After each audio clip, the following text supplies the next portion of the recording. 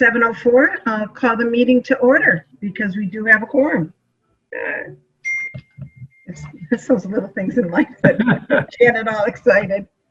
All right, we are going to have to stick to a schedule though, because I know that Beth has another meeting at 8:30, and I have a meeting. I really got to go to work at 8:30, so we have to make sure that we stick to the hour.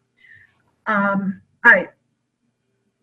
With the agenda, got the approval of the minutes. Let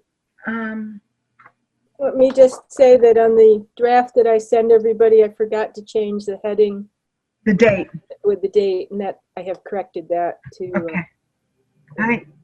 That was the only thing that I had seen. Everything else looked very, very good. Anybody else? Beth, Colleen, Barry? Nope. They look good to me. Can't hear you. Oh, I said they look good to me. Ah, good. There you are. I'm fine with them as well. Thank you. Okay. Can I get a motion to accept the minutes then? I'll make a motion to accept the minutes from the previous meeting. I'll second it. Okay. And all in favor, Beth? Aye. Colleen? Aye. Jess? Aye. Barry? Aye. Janet? Aye. All in favor? We got it. Okay, so next on it are correspondence and bills. One of the correspondence I received was from the Ayer Community Garden. Sheila was looking to see whether or not the string for the weed whacker would be covered by CPC funds. I told her that's considered a maintenance item. We did buy the weed whacker, but if there's additional string and everything else like that is needed, then we'll go ahead and, like I say, that has to be part of their donations or whatever. So that was some of the correspondence we had. And then the other is, I missed at the last meeting and let Irv know that the Sandy Pond School Association had a bill, an invoice from Gerald, and Jess, that's Gerald, O'Doherty, O''Doherty.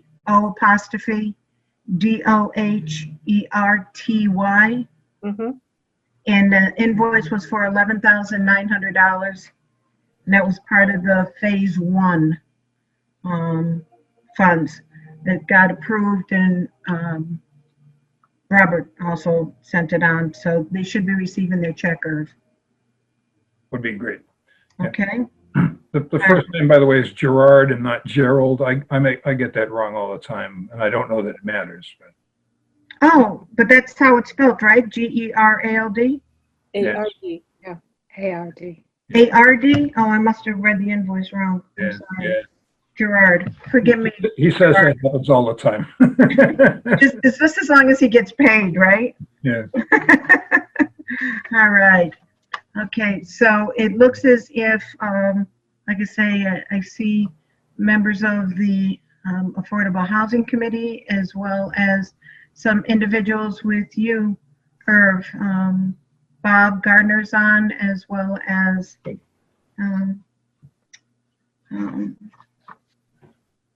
yeah, okay. Let's see, I'm trying to think of anything else in between, because we can't really start the public hearing until 7:10. I know that Beth will go ahead and do the second part of the public hearing. I'm looking for stuff. I might as well go ahead and see if I have the. Right. I always move around with this stuff, and it drives me crazy. I can't move. Bear with me. I'm trying to find the public notices.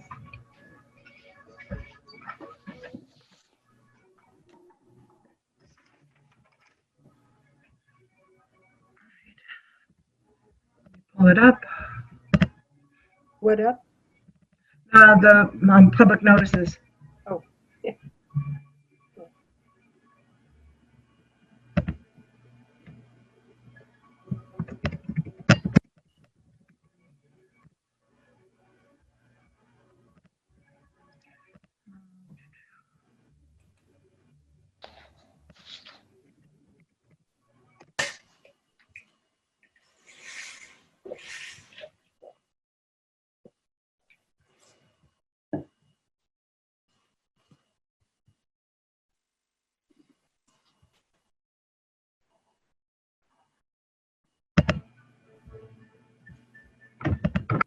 I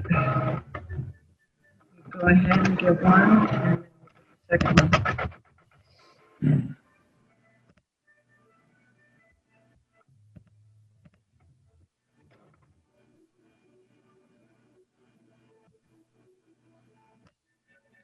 Okay. All right, with that being 7:10, I'd like to open up the floor for the public hearing for the Sandy Pond School Association funding for Phase 2 funding. This notice was placed in the Neshoba Valley Voice as well as on the town website. It's a legal notice of the community. Do you have the date? Do you have the dates that it was in the Neshoba Voice? It ended up being in the Neshoba Voice on the 28th. It got sent in early, but because of the correction, it was not placed in the 21st. Yep. But it was posted prior on the town, like I say, on the town website. This is notice of public hearing regarding the Sandy Pond Association Restoration Project. Notice is hereby given in accordance with Mass General Law, Chapter 44B, the Community Preservation Act, that the Ayer Community Preservation Committee will hold a virtual public hearing via Zoom on Wednesday, September 2nd, 2020 at 7:10. The purpose of this meeting will be to review the application from the Sandy Pond School Association for CPA funds to support the second phase structural restoration of the National Historic Building located at the corner of Sandy Pond, Willow, and Westford Roads. All residents, members of the general public, and any persons desiring to listen to the discussion or be heard on the matter of the community preservation may request information by contacting Cindy Knox at cknox@ayer.ma.us or a phone number of 978-772-8252 for the Zoom information. This is from Community Preservation Committee. Janet Providake is chair. Again, that was on August 28th. So what we have here now is Irv. I'm gonna hand it over to you. I know that you said that you've got a presentation. I do. Cindy, can I share a presentation? Let's see.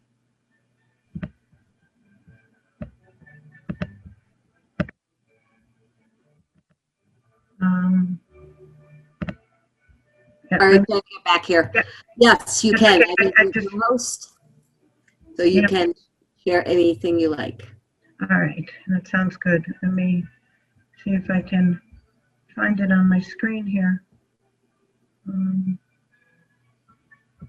Is there anybody else here who needs to do a presentation? No, show all windows.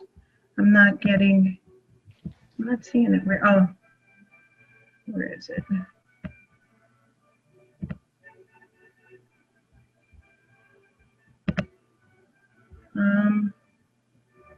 Can't find it. Yeah, that's the sad part. Maybe I have too many windows up. Let me see if I can. Yeah, usually it's best if you close everything except for what you want to share.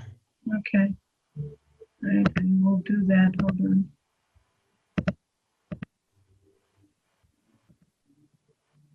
Oh, while you're looking for that, Janet, you want Irv to begin verbally? Yes, go ahead. Go ahead.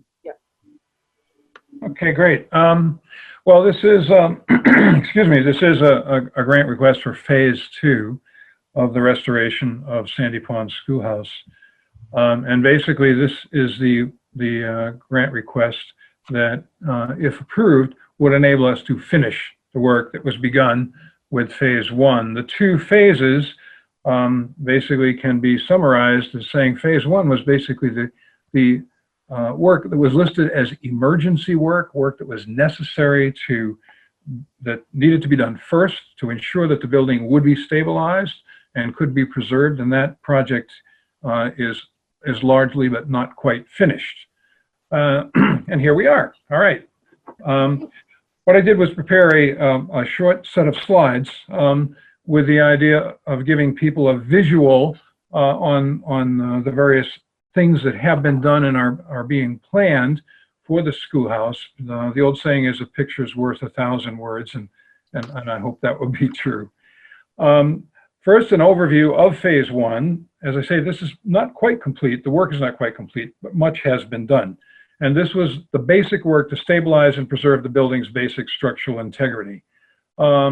We've completed a good portion of that: the foundation repair and stabilization, the masonry repair, the problem that most people found the most obvious one, the repair of the classroom ceiling, the repainting of the classroom interior, exterior trim painting, and the replacement and painting of the shutters. We are still working on a couple more things that are in process, and with a little bit of luck will be done before the end of the year. One is the electrical upgrade. That is well along. The replacement of the classroom ceiling fixture, Lynn might be able to give us an update on that. That's in process. And then there are a couple of other possible projects, the details of which are still to be worked out, adding an access hatch for the classroom crawl space, because right now there's no way to get under the building, under the classroom. And then the installation of a security alarm system. So that's phase one in a nutshell. And we started the foundation repair and stabilization. This work was probably not work that would have been obvious to anybody unless they really spent some time with the schoolhouse. But when we did the conditions assessment, it was quickly revealed that there was a problem with the foundation, particularly on the southeast corner, which is the picture you see on the left. Basically, the whole side, that section had sunk, I guess, about 1.5 inches or so. And the bottom line was that while the damage at that point was not really severe, it was not going to stop unless we did something about it. So that was the very first thing. The next thing was the work on the masonry. I've got just 2 slides here, and the second one is kind of a 2-in-1 slide. The one on the left is an indication of one of the worst sections. The masonry overall was not that bad, but there was much problem with the mortar work, much replacement of mortar. And again, we could not do any of that work until the foundation was stabilized. So the foundation was thing number one. The work on the masonry involved research to find bricks that would match and mortar that would match the original, and then an extensive amount of remortaring of much of the masonry on the entire building, including the chimney. And in the end, when it was all done, we were finally able to put up the National Register of Historic Places plaque, which the Groton Historical Commission provided us with, and that went up last, I guess, in the fall, I think in early October. The result is the masonry is now good. Classroom ceiling. This was a problem that was most obvious and had reached the point where it was going to be very serious before much longer. I grew up in an old farmhouse with a ceiling like this, and actually part of it fell down in my bedroom while there. This one was going to do some of the same things. This is an old horsehair plaster and lathing ceiling, and it had been there for a very long time, almost 150 years, but it had begun to sag, and there was damage to the support structure. The work that was done to the support structure was a little complicated and not really readily visible here, but what was done was first to remove the old ceiling, and then secondly, to replace and strengthen the ceiling joists. One of the interesting characteristics of an older building like this was that they used 25-foot long 2x6s to support the ceiling. They had begun to sag in the middle, And the supporting involved basically providing support from above to hold them up and to sister a number of these joists. That's special work. You can't go to Home Depot and get a 25-foot long 2x6 today. But in the end, we now have a level ceiling, and it's 10 feet 5 inches high all the way.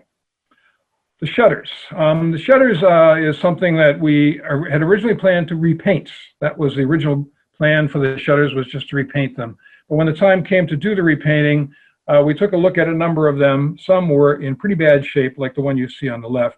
Others still appeared to be good, but the actual materials had reached the end of or were approaching the end of their useful lifespan, and repainting them would not, it seemed to us, have been a good move. So instead, we replaced them. That was done late this summer. And in the process, we repainted them, but we did not repaint them white. And the reason we didn't, Lynn Spencer can talk about this a little more, is simply that when we took a close look at the older photos, we realized they were not white in the original building. They were a different color than white. The question was, what color were they? Lynn suggested they were probably green. And in the end, that is the color that we went with. We went with one of Benjamin Moore's historic collection, green colors, Essex green. Lynn, you want to say anything about that? Simply, I think you're doing a wonderful job of presenting this, but I will say that we were looking at both the color values that we could see on the black and white photographs, which indicated a darker trim, and then we went to, what was commonly used in that period, which is basically a deep green, sometimes called bottle green, or black. And in the end, we thought, well, the bottle green is a nice complement to the really beautiful brickwork and the shape of the windows. So that was the direction on that. Yeah, that's great. It's one of the more visible changes on the building from outside at this point. Yeah. The electrical upgrade is in process. What you can see the process on the left-hand shot. You see the old fuse box, which is still there. Again, that reminds me very much of the house I grew up in. We had 4 15-amp fuses. My dad was always replacing them. And the schoolhouse has 4 fuses. A couple of them are actually at 20 amp, I believe. So it's maybe like an 80 amp box. We're going to replace that with a 100 amp modern box with circuit breakers and the like. And in the course of it, we're putting in some smoke detectors, which the building did not heretofore have, and replacing the ceiling light fixture in the classroom. So phase 2, what's phase 2 about? Well, the key elements at this point are the heating system, the repair of the windows, and then the creation and construction installation of 2 important access-related features, a new accessible washroom, and bringing the entrance up to accessibility standards. HVAC, why would we need a new heating system? The building was heated. It had to be heated when it was used as a schoolhouse. You couldn't have students in the building in December without some heat. And the source of heat in those days was the stove you see there on your left. It's really actually a coal stove, could burn both coal and wood. And it, I'm sure, worked fine for its day. But it is not, it seemed to us, a very good idea to rely on that source of heat in the future, particularly in a historic building. And I've burned a lot of firewood, but I don't think it would be a great idea. That stove would have many problems, including it wouldn't meet current standards. So we leave it there. The likely replacement at this point is what's called a mini split heat pump system. And if we go with that, the photo on the right shows you what an interior unit from one of these systems looks like. It happens to be the one in my living room. But we would have 1 or 2 of these, one probably in the classroom and possibly one in the L.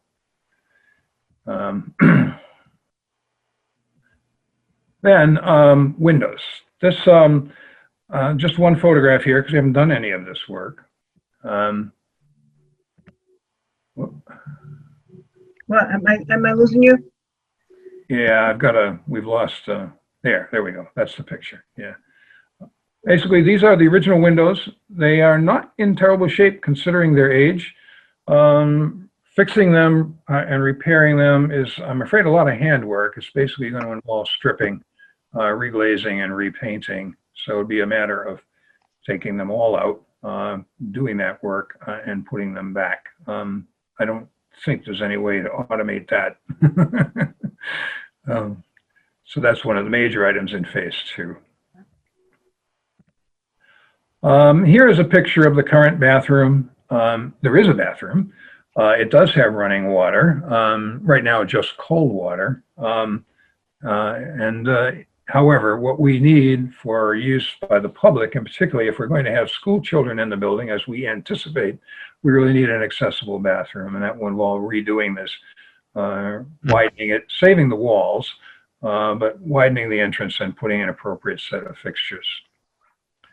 And I guess we will probably leave the remaining one holer that's at the far back that was apparently part of the original outhouse.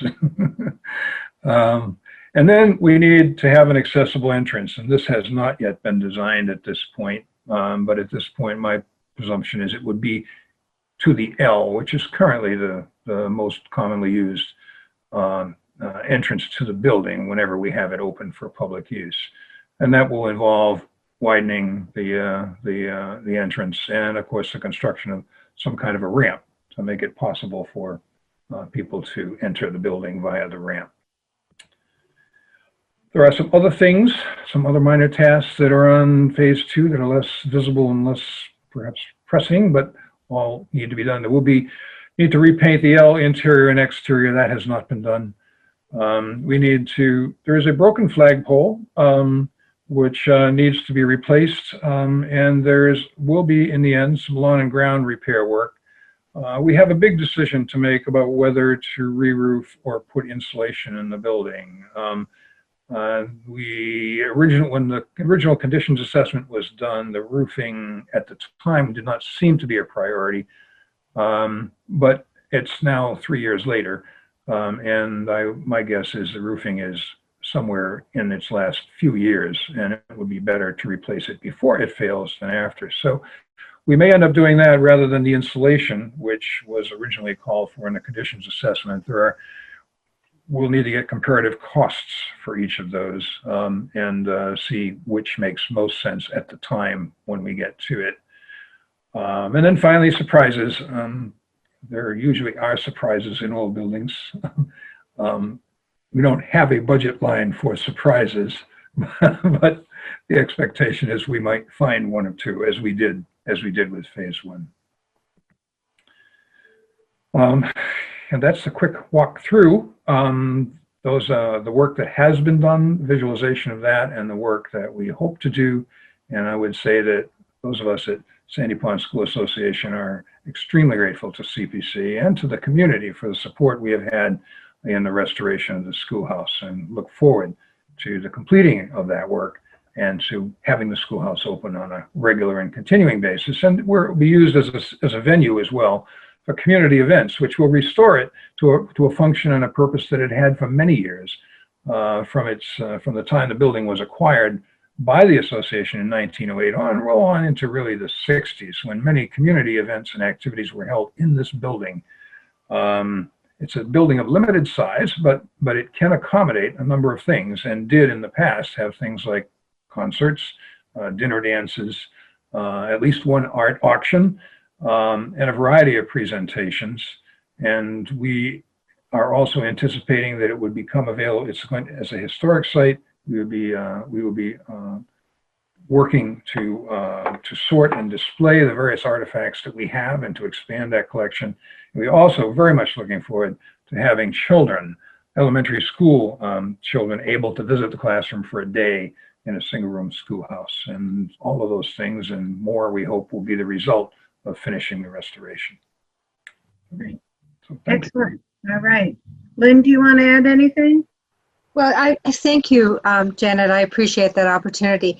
I want to also join Irv in thanking the town of Ayer and community preservation for supporting this project. But I want to give special recognition to to Irv Rockwood. I mean, he is a wonderful leader. He is articulate, passionate. He knows how to pick up a hammer or a hoe, but he most of all knows how to inspire. And the team that from my office that has worked on this, as well as Gerard O'Doherty and his as the contractor for phase one, it's been a delight, quite honestly. And when you have that experience, you get fired up to sort of carry on and finish the work. We did a master plan in 2017, again with CPC support, and that has laid out, if you will, the phasing or the strategy for preserving and upgrading this building, because it should be more than a monument. It should be a place where people visit, where they learn, where they socialize. When COVID allows us, we're all in a kind of a bubble right now, but we look forward to the day when that will be over. And as Irv was saying, can you imagine a class of third graders sitting at those desks and, experiencing what it was like to be a student in 1879 or so? Why not? I think it'd be a great experience. I agree. All right. No, I agree. And I agree too about Irv. He definitely is passionate about this, and you can tell it just from all the work that he's done, getting even the budgets and everything. So we've enjoyed working with him as well. I know Barry, Irv has spoken to the Historic Commission with regards to some of the deeds and such. Do you want to mention about that meeting? Well, I know I have some notes from George, and he had mentioned that in the prior funding request, the Sandy Pond School was supposed to grant a preservation restriction on the property. That hasn't been done yet. So we'd like to see that in phase two before any monies are needed to complete phase two. Just to give you some history with the Pleasant Street School, that work was completed and people were in it, and we had to chase for like 13 years before we got a preservation restriction, and that's just a little bit too long. So we'd like to do is get that done up front first, or have it in place anyway. Okay. And also for the phase two, any of the plans we'd like to review before they go ahead and do any construction. Yes, and we fully support both of those. George and I have had brief further correspondence about the preservation restriction, and I just told him that if there's anything, I don't know who does this or how it happens, but if there's anything we can do to support it, we certainly will. And he said that that you all had been involved in this kind of thing before, and once you were able to get together and meet again, then we could talk about how to make that happen. So our association is entirely in favor of that. We see this as part of the long-term goal, is to see to it that the property is preserved for historic purposes. Because I know the Pleasant Street School, I think the preservation restriction was put together by Copeland and Page, and that was in perpetuity. And then the Fletcher building, I don't have the person's name on the top of my head, but that was, they didn't want to do in perpetuity, but they would do 99 years. So we agreed for the 99 years. But I'd have to look back in my notes as to whether it was their legal staff that put that together or not. I have to double check that. Okay. All right. Can I, Madam Chairman, could I ask a question? Sure. And this is directed to Barry. I'm curious, who is the holder or the enforcer of the preservation restriction in Ayer? Who plays that role? Well, with the Historical Commission. The Historical Commission. Yes. That's great. The local Historical Commission, which is the Ayer Historical. Right. I work in a number of different towns, and I actually chair CPC in my community. And sometimes we found it difficult to find a local entity willing to hold the preservation restriction. So I'm very pleased to hear that the Historical Commission plays that role in Ayer, and yeah, that's great. Thank you. Okay. Right. And with respect to the, the review of the plans, right now, we don't actually have plans that one could review. The way the process will work, if we proceed with this, as I hope we will, is that Spencer Sullivan and Vogt will draw specifications, detailed specifications for the work. And that's the documentation that you would want to review. That's also the documentation that would go to the contractors for bidding. They really are going to require that kind of specific, documentation in order to give us a bid. And so we sort of kill a couple birds with one stone by once SSV has prepared that, and we get feedback on it from a historic commission, then it can be used for bidding purposes. Right. So. All right. Committee have any other questions? How about the public? Is there any questions from members of the public? I just have a couple of questions. This is Beth Sudmeyer, CPC member. And I really appreciate the thoroughness and the attention that's been given to this project. It's going to be such a valuable resource, historical resource for the community. And I love the vision that's being presented about potentially utilizing the building for community events and, bringing classes in to experience what it was like to be in the classroom at this turn of the century period of time. It's just really going to be a tremendous asset for the community. And I thank you for the work that you're doing on it. I do also appreciate that you've really brought in expertise with historic preservation. And I just want to second Barry's comments related to ensuring that, sort of the grant agreement requirements are fulfilled, that the historic preservation restriction is put in place and that the historic commission has the opportunity to review the plans and specifications. I think it's just important, although I know that we're in very good hands and that you've hired, consultants that really know what they're doing, and we appreciate that. But that's part of the investment that we're interested in making in this project, is that it will continue to be a resource that the community can utilize and benefit from. The only other comment I have, and I know this comment has come up in the past, is that we would really like to see some cost sharing, some fundraising happen that would also help to offset the cost. And I'm not questioning the the amount that we're bringing to town meeting by any means, but if there is an opportunity for the board, the committee, to raise any funds independently to offset some of the costs that you might not need all of the town's allocation, it would be greatly appreciated. And, but I think this is really an ideal project for us to be able to support, and certainly recommend it advancing to town meeting. Right, on the cost sharing, what I would say is that at this point, we keep monitoring 3 potential sources. In fact, I just checked them again today. And I am not sure what is happening with any of them, but there's the Matching Preservation Grant Program from the 1772 Fund. There is the Massachusetts Project Preservation Fund, the MPPF, and there's the Bruce Anderson Foundation. And as of today, not one of them has made any announcements of grants for the coming year. This would be very late. Furthermore, MPPF has not even awarded the grants for this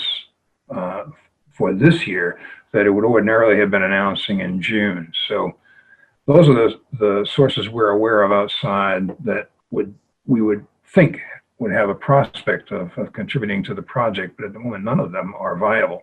If one of them becomes viable, one or more, then we will proceed with an application. But as of this writing, they're just not there. Sure, certainly understood, the challenges of the times. So thank you. Okay.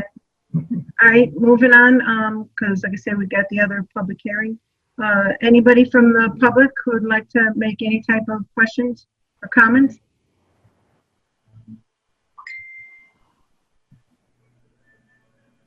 Okay, I don't hear anything from people, and I don't see anything inside the chat. So with that, I'd like to go ahead and make a motion that we bring this project for funding, the request, to the create a warrant and bring it to town meeting on October 26th. Can someone? And with full CPC support. Correct. Second that. Okay. All right, all in favor? Beth? Sidmeyer, yes. All right, Jess? I, Barry? Aye. Colleen? Aye. I don't believe Jason's here yet. And Janet, yes, so pretty much all in favor. All right, we're moving it forward, Irv. We'll see you on October 26th. Thank you so much. That's Thanks wonderful. for all your hard work. You got it. All right, Lynn, thank you, and Thank Bob, you. thank you for showing up too. All right, great to see you, and thank you for your work, committee. Thank you. Got it. Wonderful, Thank Irv. Thank you. Good night. Okay, night. Good night. good night now. All right, so we're going to close this public hearing, that part of the public hearing for the Okay. Sandy Pond School Association. Need a motion to do that. Okay, can I get a motion? Motion to close the hearing. Second. Okay. All in favor? Jess, I, Beth, Yes. Barry, Aye. Colleen, Aye. Janet, I. And I get everybody? Okay. All right. So moving on, we're going to open up the next public hearing, which is the Affordable Housing Committee funding request for the Housing Trust. I'll go ahead and I'll read the do you need to recuse yourself from this well, one? can't I read this and then I'm going to recuse myself after it? All right. That's why I printed this off. I don't know if Beth has a copy of it. But it's a legal notice, Town of Ayer Community Preservation Committee notice of a public hearing, the Affordable Housing Committee request. Notice is hereby given in accordance with the Massachusetts General Law, Chapter 44B. The Ayer Community Preservation Committee will hold a virtual public hearing via Zoom on Wednesday, September 2nd, 2020 at 7:30 p.m. The purpose of this meeting will be to review the application from the Affordable Housing Committee to begin the funding process for the Affordable Housing Trust. If approved by the town at the fall town meeting on, by the town at the fall town meeting on October 26, 2020. All residents, members of the general public, and any persons desiring to listen to the discussions or be heard on the matter of community preservation may request information by contacting Cindy Knox at cknox@ayer.ma.us or 978-772-8252 for the Zoom information. Community Preservation Committee, Janet Providacus, Chair. With that being read, I'm going to go ahead and recuse myself because I am on the chairman of the Affordable Housing Committee.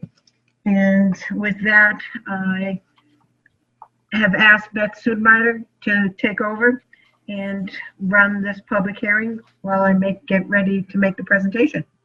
All right. Well, thank you, Janet. And we welcome the applicant team to the meeting.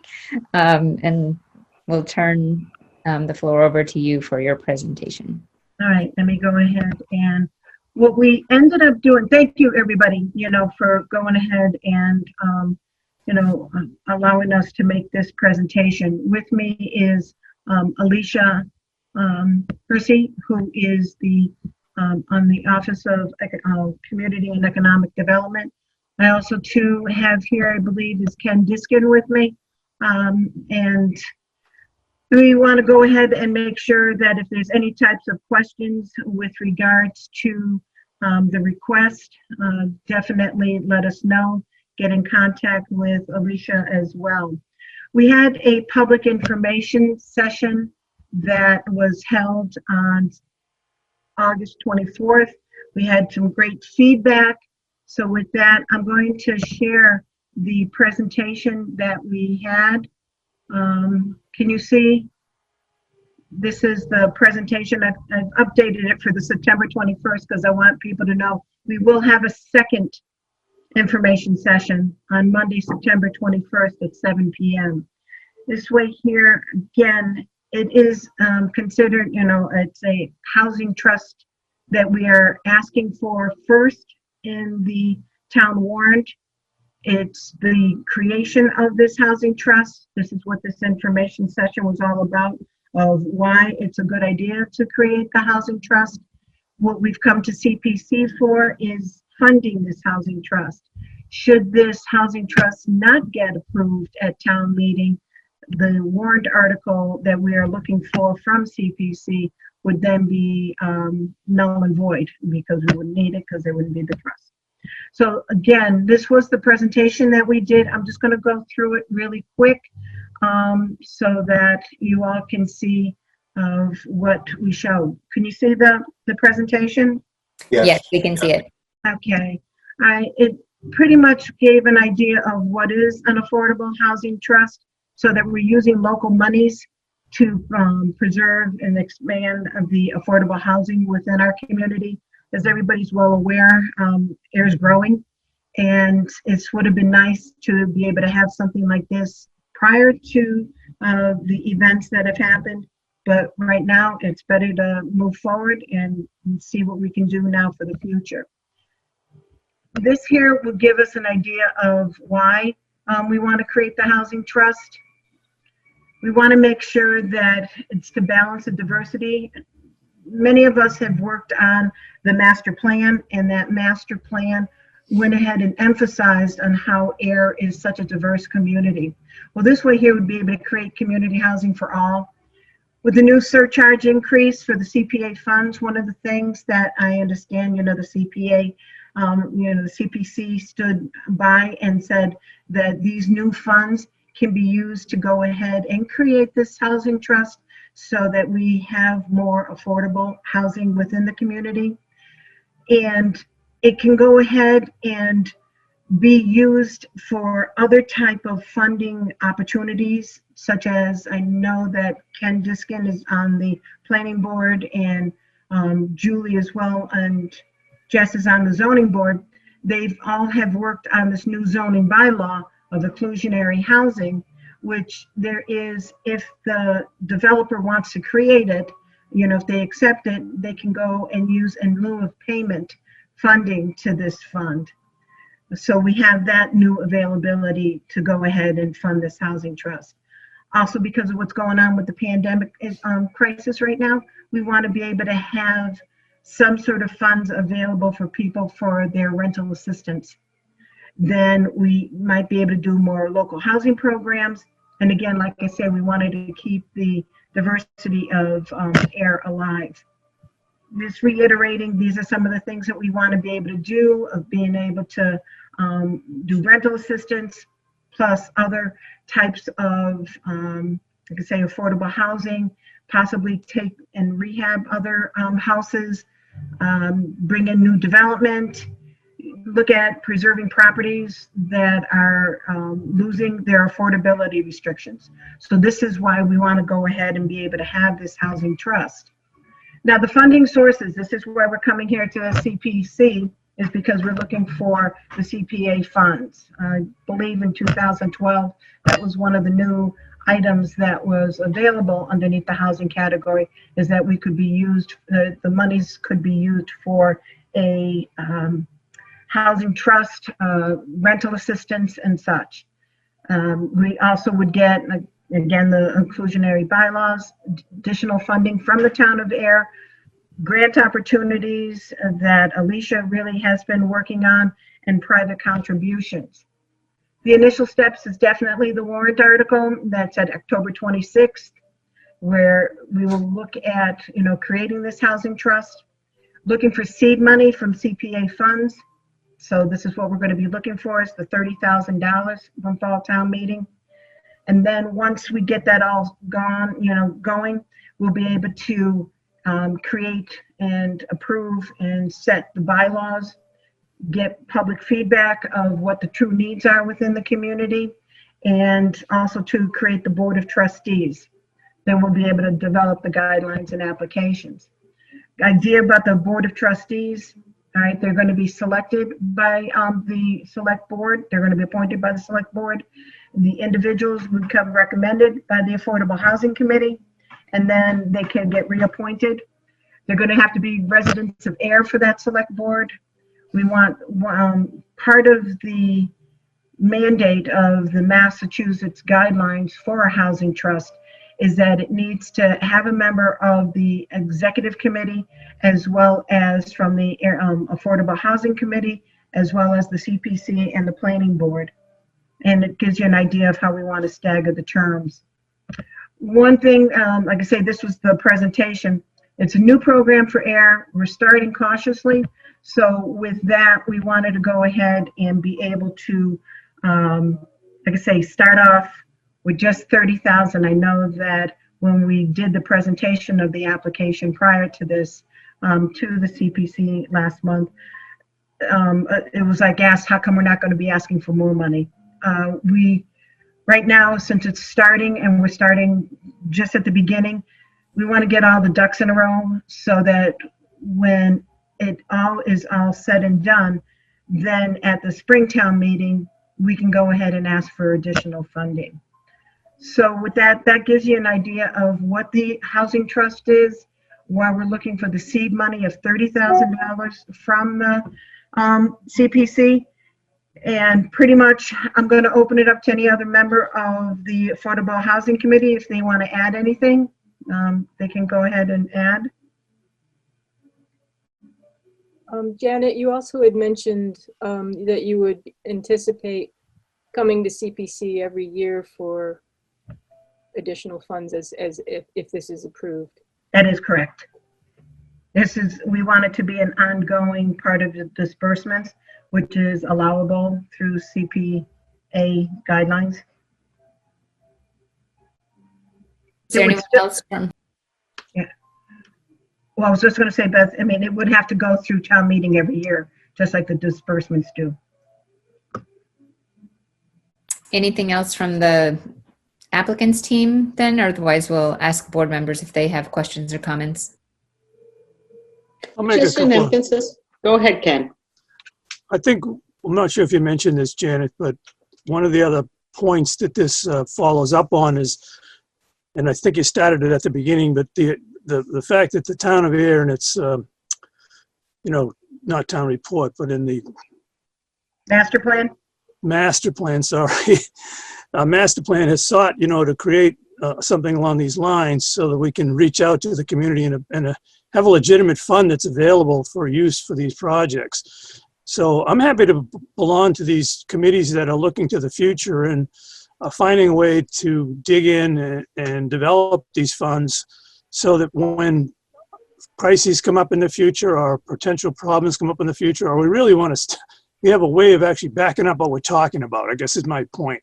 Instead of talking about it, now we're trying to really establish a fund and put money into the fund and potentially get the first step out of the way, and then see a future that funds it maybe annually, maybe semi-annually, maybe, I don't know, every 5 years, but whatever, create a way for the people in the town to know that, yeah, something is really happening. We're not just talking about it. This is a great first step by Janet, and I appreciate her work. So I wholeheartedly endorse the concept of creating the fund and creating the trust and going from there. Thank you very much. All right, well, okay, thank you, Ken. I mean, it's all been all of us. I mean, we've all gone ahead and, worked pretty hard on it. So it would be nice to be able to, again, it would have been nice to have this before this pandemic hit, because I know that there are requests for people who are losing their jobs and everything. And I was just over at Stone Soup Kitchen, and, it's, again, a lot of people have been hit. So it would be nice. Alicia, I know that you've been working hard on getting additional grants too to help out individuals, correct? Yes, we were speaking with Stone Soup because we've got the COVID grant, and so we've got some money for food. We've got some money there's money for housing out there, but that's just really going to carry us for the next, I'd say 6 months to a year in the state. And there'll probably be more money coming, but if things aren't straightened out, there's a lot of people that are starting to really hurt. And so, but the other thing that I do want to emphasize is this is almost, people need to look at it as a holding organization to hold any gifts of land or town tax taking of land or property, or the inclusionary zoning in lieu of payment, that sort of thing.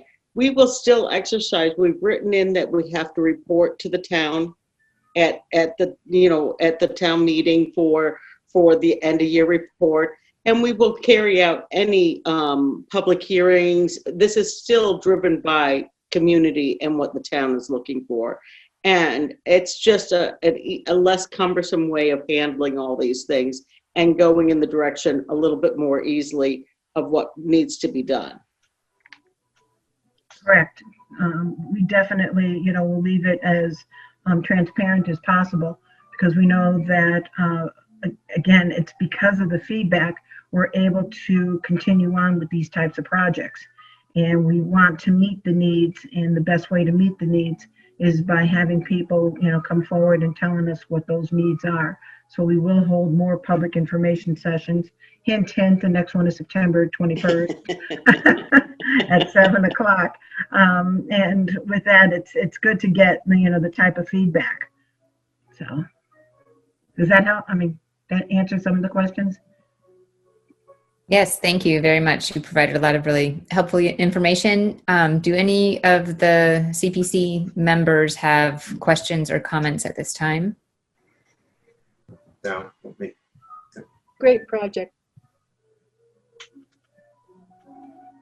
Yeah, I just want to offer the comment that, you know, this year you're seeking the seed funding and you'll be doing a lot of work just to get the organization up and running.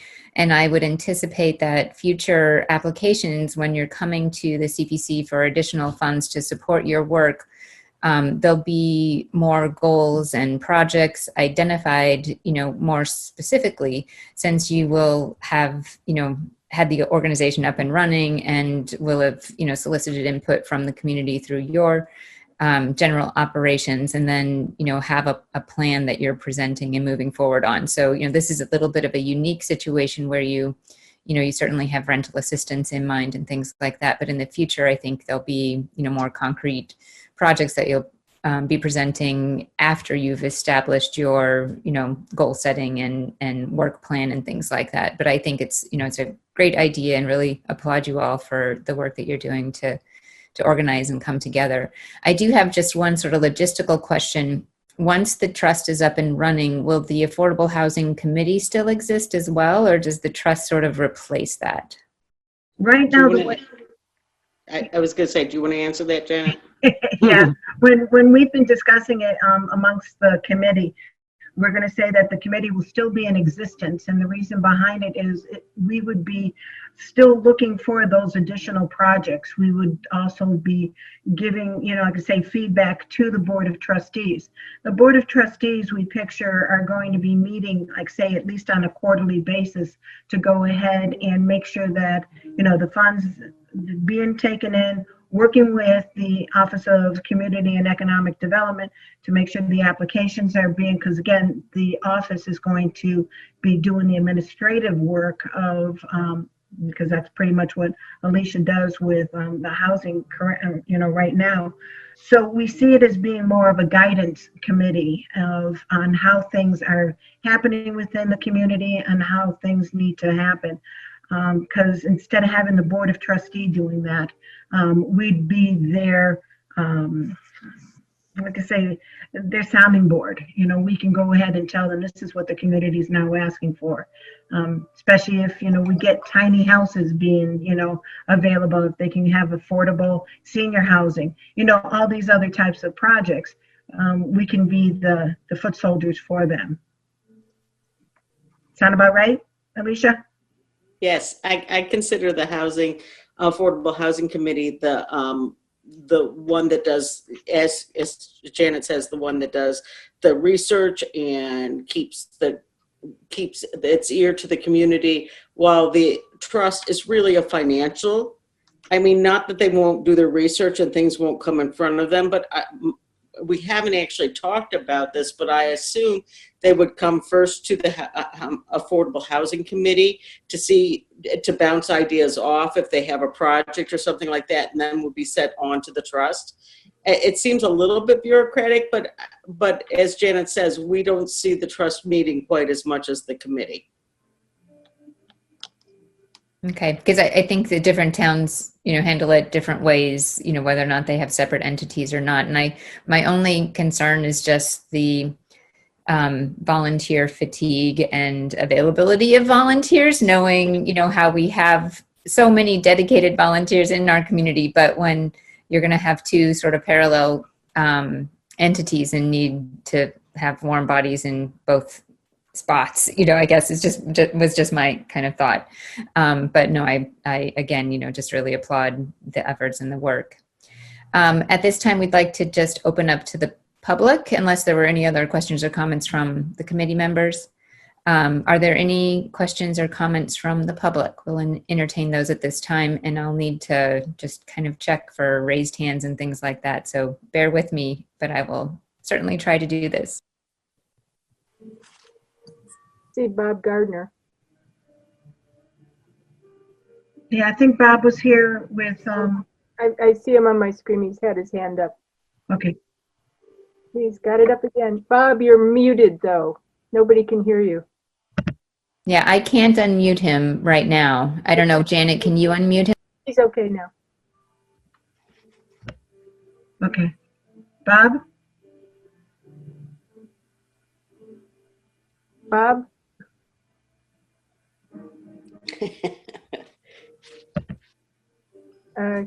Bob, you're up. You're up. We're waiting. I think he's trying, but I don't think it's coming through. He's got it.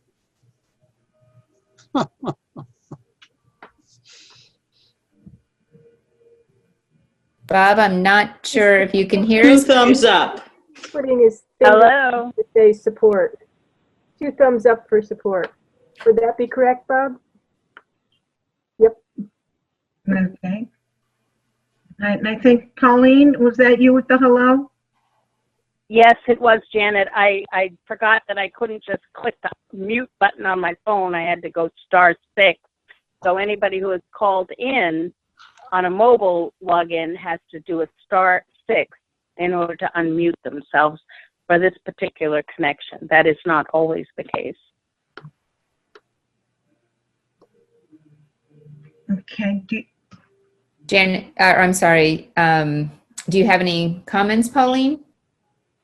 I have a couple of questions and comments, and I don't want to belabor the discussion, but if there was somebody else who wanted to chime in, I certainly don't want to tread on their comments first. I'm happy to wait. Well, and we have a limited time. Don't we have to be done before 8:30, Janet? Well, yeah, we really have to be done by 8:15. Okay. Well, So public hearing continues until all comments have been heard. If you have other business, that's a different matter. Or you can suspend the public hearing and continue it later, but you can't close it if there are people who want to speak. So I'll just leave that out there. But a couple of things. Availability of housing support, rental assistance, mortgage assistance, whatever, has been in existence since the CPA was adopted in 2001. I'm very happy, as Janet knows, that you are moving forward with this, because I have always supported affordable housing in this town, having worked on the Willows project with the comprehensive permit, and as most of you know, with the 3 Habitat houses already, and I've talked with Alicia a number of different ways. A couple of things. The rental assistance and let me say this, at the beginning of the Community Preservation Committee, the availability of funds for housing of this nature, housing support of this nature, was extremely volatile, extremely volatile. And I'll just leave it at that. So I'm happy to know that all of you have evolved into understanding how important this is. But when CDBG grants or housing improvement grants are given out by or allocated by economic development, they come with a second mortgage, so the town of Ayer is always repaid. In this instance, rental assistance or mortgage assistance or whatever other assistance is considered and approved, as I understand it so far, will not be repaid. So we could have a situation where a resident, current resident, needs rental assistance, receives that rental assistance, and then leaves the town of Ayer. I understand that it's going to the landlord. That is the intent of the plan at the moment. But I think you need to work on some of the details to give comfort level to the voters. Yeah, that's Because why, for all intents and purposes, the renters do not contribute to the CPF. The landlords do, but it's just not a comfort level in my mind, knowing the background of the Community Preservation Act. So I just want to share that. A couple of other small things. I think by allowing the select board to appoint the board of trustees, you are politicizing the board of trustees. The library trustees, the trust fund trustees, and there's a third board of trustees in the town, are all elected, which I know restricts who might be qualified and eligible, but it takes away the politicism of, I'm not going to appoint that person because I don't like that person. And I will just throw out, and I've had this conversation with my very good friend Janet more than once. You know what I'm talking about, all right? I cannot be appointed to anything because the current town manager will not do so. Period. End of discussion. You should allow those trustees to be elected. That can be part of the bylaw. A couple of other things, I really don't want to get into the weeds, but I would love to see the bylaws in draft form before town meeting. I think the general public has a right to see that. Town council is probably going to wait until the very last minute because that's generally how they operate. But I think you're running a risk of having the bylaws approved and then needing to be amended if you don't have them out in the public for the public to review in advance of October 26th.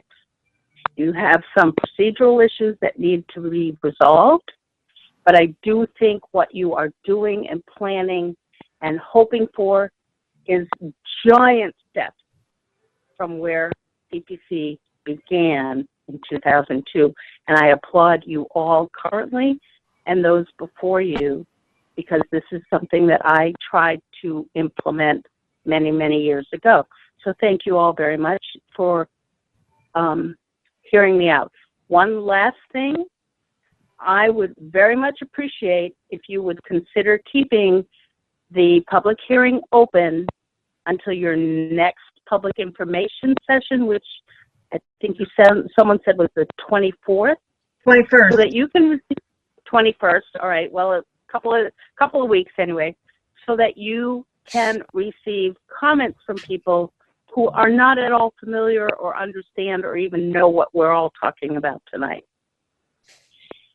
So I think that's something that you owe to the community, since it's our money that is going to support these operations and these programs, which I don't have an issue with, but everybody has a right to know where their money is going. One last thing, when you have a meeting on Zoom, it would be ideal, and Beth, you did it, and Janet, I knew who you were, and Ken, I understood who you were, and Barry as well. But it would be ideal if people would identify themselves before they speak, because everybody can't see. Some people can only hear. And there should be a record of exactly who was present and participating in the public hearing. Okay. Can I start answering some of the questions? Oh, absolutely. I'm finished. Okay. I think I forgot a few things, Janet, but I didn't mean to be No, so that's okay. adamant. No problem. Point of order. Just Isn't Beth running the meeting right now? right. So Oh, just from the perspective of, thank you, Pauline, for your comments, and we will allow the applicant to respond to those. But you have really gotten into the weeds, and I think that these questions are probably going to be addressed further at the next informational meeting. And we'll certainly allow, for a brief response to them now, which I think is warranted. But the purpose of the CPC is really to consider whether or not the application is appropriate and desirable, and whether or not we want to advance the opportunity for town meeting to weigh in and vote and decide on funding this proposed project.